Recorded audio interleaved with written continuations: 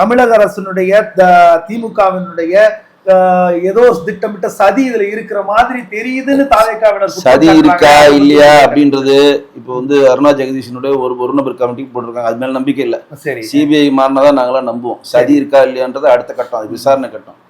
இந்த விஷயத்தை திமுக யூஸ் பண்ணிக்கோங்க. இவன் கேடினா படா கேடிங்க, அவன் விட்டுருவானா? அந்த பாரு 2 நடிகர்கள் சிறப்பா நடிச்சாங்க பாத்தீங்களா? யாரு? நம்ம அன்பில் மகேஷ், திருச்சி அன்பில் மகேஷ், நம்ம செந்தில் பாலாஜி. இந்த அடுத்த வாட்டி ஆஸ்கார் 2 பேருக்குமே கொடுக்கப்படும் நான் சொல்றேன்.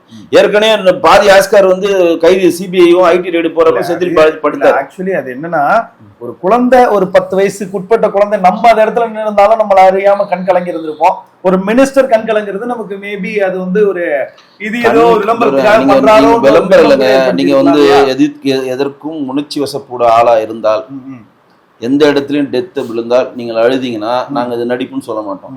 65 பேர் செத்து கிடந்தானே சாராயத்துல, செங்கல்பட்டுல அதுக்கு முன்னாடி 20 பேர் செத்து கிடந்தானே, அழுதியா நீ போய்?